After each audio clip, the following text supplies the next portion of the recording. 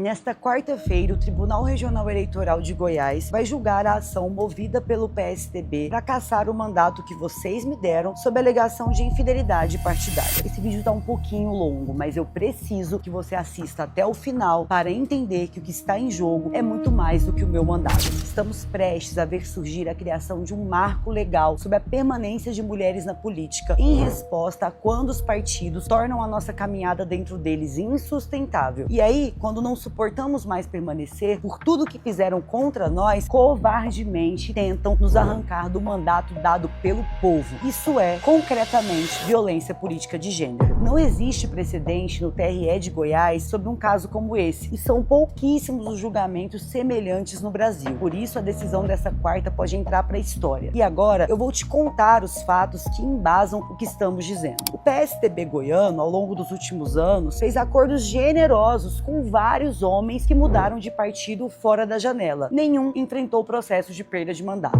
Quando deixei o PSDB depois de 20 anos, fiz de tudo para que fosse de forma harmônica. Foram várias conversas, cujos prints e provas estão anexados ao processo, que demonstram de maneira inconteste a construção de um acordo. Mas, comigo, a mulher mais votada da história da cidade, a conduta foi diferente da adotada com os homens que citei. Mas só do tratamento dado aos homens, porque os pouquíssimos processos de infidelidade partidária movidos pela sigla foram exclusivamente contra mulheres. Achei que comigo seria diferente, não por merecer um tratamento melhor que o delas, mas por acreditar, idealista que sou, que o partido tinha aprendido com os próprios erros. Por isso, respondo com tranquilidade aos que tentam me contrapor com o argumento de que a lei vale para todos e que ela deve ser cumprida. Vocês estão, na verdade, reforçando a nossa defesa, porque é justamente isso que a legislação eleitoral diz expressamente, que a perda de mandato não deve ser aplicada em casos de mudança substancial do programa partidário e grave discriminação política pessoal. Foi exatamente isso que eu vivi. Como a lei da fidelidade partidária é de 2007 e a da violência política de gênero é de 2021, o que estamos apresentando agora é um amadurecimento na aplicação concreta das legislações, comprovando inequivocamente que grande parte das graves discriminações pessoais praticadas pelos partidos contra mulheres são resultado de violência política de gênero. E para vocês não terem dúvida disso, deixa eu contar um pouquinho mais do que eu vivi. Depois de 4 anos presidindo o PSDB de Goiânia e sendo a principal liderança feminina da capital,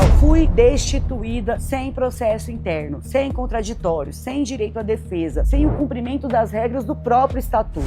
E esse não foi um episódio isolado, foi apenas um passo de uma sequência de acontecimentos que incluíram isolamento político, tentativas documentadas de enfraquecer a minha candidatura, decisões tomadas a portas fechadas sem qualquer diálogo e mudanças profundas na identidade do partido, com acenos públicos a tudo que sempre enfrentei e que esvaziariam a minha principal bandeira de vida, que é a defesa intransigente das infâncias. No fim, ficou evidente que já não havia mais espaço para que eu permanecesse ali exercendo o mandato para o qual fui eleita. Aliás, um dos argumentos do partido foi de que eu não teria sido eleita sem os votos da chapa. E é verdade, foi fundamental para a minha eleição a chapa que eu montei algumas semanas antes deles me tirarem injustificadamente da presidência, com a candidatura de mulheres que agora são testemunhas em meu favor nesse processo, porque toparam ser candidatas a meu convite e também foram abandonadas pela sigla depois da minha destituição. Acontece que com o caminhão de voto que vocês me deram, eu teria sido eleita na grande maioria dos partidos. Já sem os votos que eu obtive, o PSDB dificilmente teria feito uma cadeira. Comigo fez 2, mas nada disso foi suficiente para me proteger.